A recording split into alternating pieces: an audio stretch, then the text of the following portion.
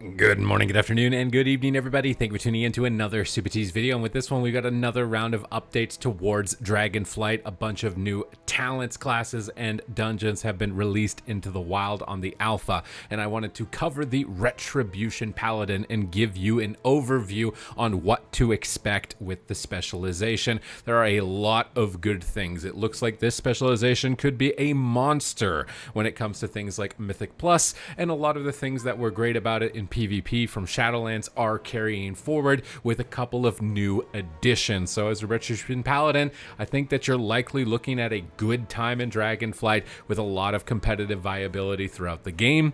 As I was playing with the talent trees, you will see that they're broken down into two sides: class specific, which means all paladins will have access to this, and the right side being spec specific. On the first row, we've got Lay on Hands, something you could opt out of if it's situationally not too great for you. Blessing of Freedom for increased movement, which is always great for Retribution Paladin. Hammer of Wrath, which will be baseline to you as Retribution on this talent tree. You can then talent to access Concentration and Devotion aura, Retribution and Crusader aura. These were existing abilities. Then you make your first meaningful choice between Repentance and Blinding Light, which has really big implications in PvP to being able to get more crowd control in general, or more iconic abilities like Repentance to the Retribution Paladin. So this is a great addition in the tier towards something like PvP. Divine Steed, of course, and you will also simultaneously have access to Fists of Justice on top of this extra crowd control. So initially throughout this Paladin tree, really good additions for PvP specifically. As you go down the left side, it's going to focus more on healing, support, and consecration,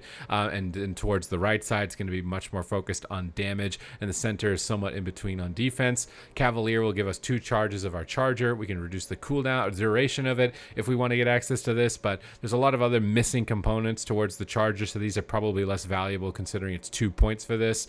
Seal of Alacrity just for some extra haste and some damage, so choosing between a little bit of defense or offense. The offense is of course going to lead you into things that are a lot more desirable, things like your Interrupt being Rebuke. Seal of the Templar, which is a new talent, it's going to give you 3 extra yards on all your spells if you have Crusader aura up or you are mounted on a charger, giving you a little bit of extra range and a little bit of extra reach on your damage abilities. Turn Evil as an optional spell, so in situations where you don't really feel like you need it, you're obviously not going to have to go for it, or if you don't think you need it at all. The Seal of Reprisal, your damaging holy power spending abilities deal 10%, 20% increased damage. This seems like a mandatory talent to take and lock in. And of course Judgment, which is going to be a key component, and Judgment generating holy power. Blessing of Sacrifice, of course, for utility to try and trade for extra damage reduction, which always serves a really good purpose basically in the game as a whole. And then when we look on the left side, you'll see Consecration Healing, which could be good with the builds that I was talking about the intro in the video for Mythic Plus that focus heavily around consecration, but for PvP likely you're going to avoid this side. Judgment of the Light, Judgment's going to cause the next 25 attacks to heal the attacker for 81, so again a little bit of extra raid utility and healing. Seal of Mercy, Golden Path, strikes the lowest health ally and enemy within it an additional time for 50% of its effect. And then Cleanse Toxins, which is unfortunately deeply buried in these talents that are really not too desirable, at least when it comes to PvP, where I think Cleanse Toxins will likely have its most significance. Of course, if there are diseases or poisons that need active removal and you're the only way to gain access to that, this is something you will have to go after and unfortunately sacrifice the talents to do so. So Cleanse Toxins being down here and maybe not up somewhere else is kind of a big deal that I would prefer to be moved. After Image, after you spend 1 holy power, your next Word of Glory echoes onto a nearby ally at 30% of the effectiveness, so a bit of cleave healing, likely not too powerful in PvP. Sacrifice of the Just, which is going to reduce the cooldown of Blessing of Sacrifice, making it a 1-minute cooldown, or Recompense.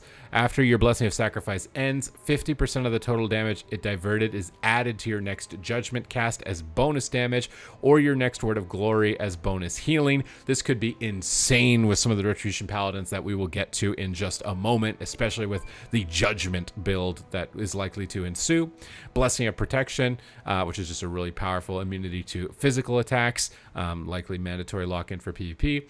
Divine Purpose, this is a choice node between kind of proccing your free holy power spenders, or Holy Avenger for a big 3-minute all-in. My favorite has always been the Divine Purpose. I really enjoy that proccing playstyle. And then we've got Obduracy. Obduracy is the first time I've seen this word. Speed and avoidance is going to be increased by 2% for a little bit of extra avoidance. Now, again, moving towards the bottom left side is going to be a bit more rough than moving towards the right. So you can go for a longer charger or just more consistently longer range. And that's kind of your customization. Maybe you want the crit chance for extra damage. Consecration's damage is going to be increased by 10%. Very important component if you're going to run the PvE build on towards the right side. Touch of the Light. Your spells and abilities have a chance to cause your target to erupt in a blinding light, dealing 87 holy damage or healing an ally. Again, just getting more passive damage. Incandescence. Each holy power you spend has a 5% chance to cause your consecration to flare up, dealing medium holy damage to up to 5 enemies standing within it. A very lackluster sounding tooltip, but if you are running a consecration build in PvE, this thing is going to be a monster. So we move to the left, your Crusader Strike. This is going to be a minute off the cooldown of your Avenging Wrath. Aspirations of the Divinity. Your Crusader Strike is now also going to grant you 27 of your primary stat for 6 seconds, and multiple applications will overlap. Seal of Clarity. Spending holy power has a 5% chance to reduce the holy power cost of your next Word of Glory or Shield of Righteous by 1. So more focus towards healing, of course. And then as we move closer to the capstone talents of Dusk and Dawn, when you reach 5 holy power, you gain Blessing of the Dawn. When you reach 0, you reach Dusk. Damage and healing increased by 6%, or damage taken reduced by 4%, depending on if you're in Dawn for increased damage or Dusk for reduced taken damage. Unbreakable Spirit reduces the cooldown of your Divine Shield, Divine Protection, and Lay on Hands by 30%. Really important if you really feel like you're going to need that Divine Shield more frequently. During Avenging Wrath, your Mastery is increased by 4%, so trying to gamble in for stacking in a lot of stats for just getting that massive burst damage, likely going to be really powerful again for all content. And then you have a choice node to change your Blessing and Protection to have a lower cooldown, or to have access to a spell warding version of it, previously only available to Protection Paladin, which means against spellcasters, you're going to have an extra way to immune damage. Very powerful addition when it comes to PvP for Retribution Paladin. And finally, Seal of the Crusader. Your auto attacks have a chance to apply a debuff on the target, causing them to take increased holy damage, 5%, but there's 3 for it for 5 seconds, bringing back the Seal of the Crusader from Wrath of the Lich King. Seal of Order. In the Dawn, your holy power spending abilities deal 10% more damage and healing, and in the Dusk, your armor is increased. So half the time this is not going to be too useful, and then half the time it's going to be really good. So it's kind of a little bit more of a debate between the two. And then Seraphim, which is the powerful cooldown that amplifies all of our burst damage at the moment, or Sanctified Wrath, which previously you could have both of these. So this is possibly a slight nerf in your potential overall damage. Of course, it could be compensated from Seal of Crusader or Seal of Might possibly. And then the Mad Paragon. Hammer of Wrath and Judgment deal 10% increased damage and extend Avenging Wrath by 0.5 seconds, which could be really insane synergies with some of the talents on the Retribution Paladin side. As we move into that, you will see you'll have access to Blade of Justice, Divine Storm. These are kind of abilities you're going to take core in your rotation, not really anything to choose.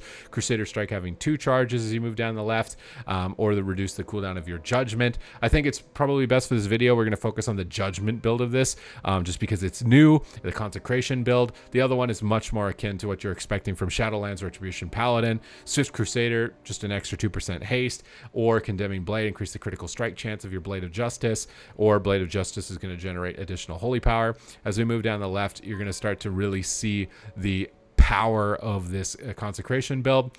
Enemies hit by your Divine Storm take 50% more damage from your consecration. Righteous Verdict. Templar's Verdict increases the damage of your next Templar's Verdict. That would be more for a single target oriented build. Boundless Judgment. Your Judgment has a 25% chance to chain to a nearby enemy. Or Zeal. Judgment empowers you with the Zeal, causing your next 3 auto attacks to occur 30% faster. Again, logical choices between AoE or single target.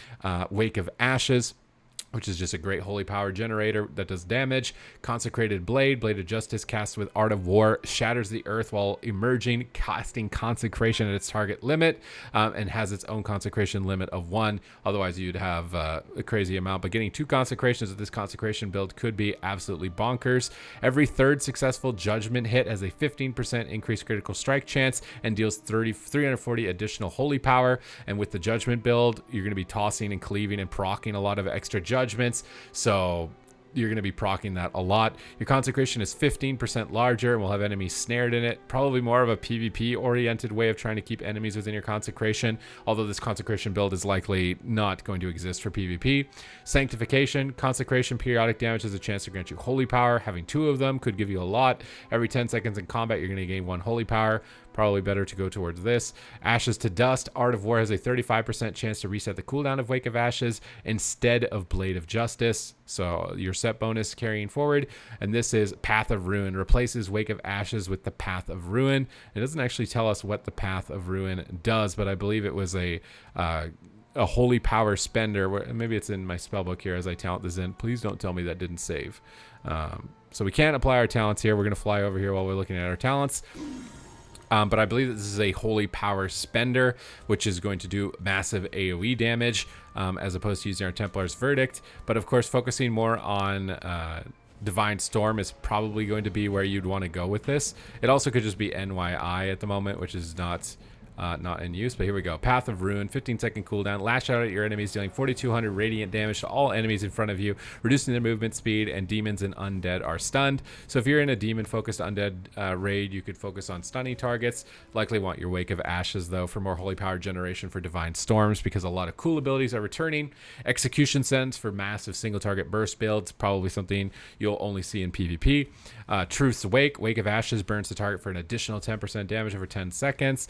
And then we're getting into the Empyrean Power, which is Crusader Strike has a chance to make your next Divine Storm free and deal additional damage, or Fires of Justice to reduce the cooldown of Crusader Strike by 15% and granted a 15% chance to make your next ability consume 1 less holy power. We're going to go with the procs because Tempest of the Lightbringer is carrying forward, which is Divine Storm is going to project our Divine Storms forward. You can see a lot of this focus is focused on getting judgment damage, bouncing around the map, consecrations down, doing massive AoE damage to mobs, and then just crushing it with massive Divine Storms. Like, I think you are going to be an absolute beast in Mythic Plus with these talents. Long Arm of the Law is returning. This is a PvP talent that a lot of Retribution Paladins are happy to see, but it's a lot less effective and only 20% movement speed increase when you Judgment. And maybe this Judgment build with that, if it was any higher, maybe they're worried about you running people over. Exorcism is returning as a talent, 20-second cooldown, blasting the target with holy damage and burning them with a dot every 2 seconds. This will apply the damage over time effect to nearby enemies if the target is standing within your consecration. So Exorcism could be another AoE dot application. I think it might be tough to weave that in. Hand of Hindrance is unfortunately coming back as a talent. 30-second cooldown, Chains of Ice, probably going to be tough to expend a talent point on this. Executioner's Will, following that line of Execution Sentence, is going to give you extra time to extend that massive burst hit, which could be insane in PvP. Kind of have to wait and see. I see it unlikely being competitive in PvE, though. Selfless Healer, your holy power spending abilities reduce the cast time of your next Flash of Light by 25%. This depends on the tuning of Word of Glory as to whether it'll be more competitive. Healing Hands is reduce the cooldown of Lay on Hands by 60%, but also Word of Glory's healing is increased by 100% based on missing health. Depends on PvP tuning at the time as to which one of these will be picked, but maybe you don't even want to focus on any healing because these damage abilities are insane. I was a bit disappointed. Justicar's Vengeance is kind of a meme talent carrying forward here. It's a 5 holy power spender that does way more damage, 50% more damage to stun targets. I basically see this talent never seen any play, and it's competing with Eye for an Eye, which is just going to be a situational damage reduction cooldown when you know you need to deal with physical damage. So it's probably just never going to get selected, and it's here as kind of like a no choice. Virtuous Command. Judgment grants you Virtuous Command for 5 seconds, which causes your Templar's Verdict and Crusader Strike and basically everything to deal 5% additional holy damage. We don't have to worry about this. This is just a conduit carrying forward this entire row. Templar's Vindication. Templar's Verdict has a 15% chance to strike for 30% of its damage. Again, just continuing the Shadowlands conduits forward. And then Relentless Inquisitor. Spending Holy Power grants you 1% haste per finisher for 12 seconds, stacking up to 3 times. So with this build, we're trying to avoid going after Templar's Verdict. We want to be focused a little bit more on Blade of Justice, and trying to get as deep as we can, which unfortunately with our current level, we're not able to. But as we get down deeper into the tree, you'll see the crazy abilities towards the bottom. Ashes to Ashes, when you benefit from Art of War, you gain Seraphim, which is your set bonus, which is just Seraphim for extra stats. And then Divine Toll is returning. So Divine Toll, bouncing these judgments. These judgments have a chance to AoE and cleave to another ally. And then every third judgment is also going to be 15% increased crit and do extra damage. And then every third is going to also increase all of your holy damage. damage, and then you're spending it on these Divine Storms cleaving every target with Consecration just on the ground everywhere in PvE, which is likely to be insane in Mythic Plus. Avenging Wrath might call upon the light and become an avatar of retribution, increasing critical strike chance by 20% for 20 seconds. If Avenging Wrath is known, also grants you 20% increased damage. Or Crusade, which is the ramping up of damage over time, so a more immediate Avenging Wrath benefit or a slow ramping one. And then Vanguard's Momentum. Hammer of Wrath has 2 extra charges, increases holy damage down by 2% for 10 seconds, stacking up to 3 times. Might be tough to weave this in with how many other global cooldowns you are, but would synergize really effectively with this Judgment build. But I have a feeling that this is where you're going to go for PvP, but possibly not for Mythic, likely not for Mythic Plus. Then we get into Final Reckoning, which is a 1-minute cooldown, AoE holy damage, which is going to cause everything hit to take 50% increase holy damage from holy power abilities. So those Divine Storms are going to be cleaving just everything in front of you. While off cooldown, your attacks have a high chance to call down a bolt that deals holy damage and cause the target to take 10% increased damage from your next holy power ability. So just massive cleave. Divine Resonance. After casting Divine Toll, you instantly cast Judgment every 5 seconds. So again, that Judgment coming up is going to have a chance to keep proccing more judgments, cleaving onto more targets. Leandri's Fury, while Avenging Wrath is active, you gain 1 holy power every 5 seconds.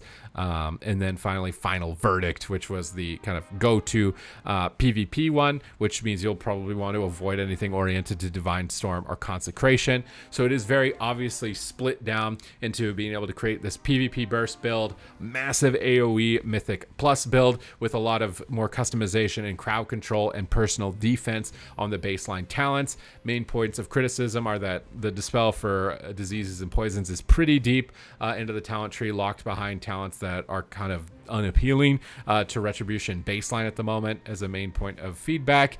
And also that Hand of Hindrance is likely too high cost of an ability. You might just be losing this because look at how crazy all of the damage is for how weak Hand of Hindrance actually is as a snare. But aside from that, I think competitively, fantasy wise, moving forward, like, you're not getting really a ton of new stuff, but it is doubling down to make sure that you're going to be competitively viable in Mythic Plus, certainly, and you're getting a lot more kind of utility in PvP and options for defense in PvP, and bringing forward all that Shadowlands burst. So looks really good from my point of view right now as a talent tree, especially considering some of the other ones that people are freaking out about. And if you want to stay up to date with those talent trees that people are really upset about, make sure you hit the subscribe button, because I am going to be bringing you all of these talent trees and overviews for the classes so that you'll be prepared, ready to go, and know what you're getting yourself into with Dragonflight. So thank you very much for watching the video, and I will catch you in the next one.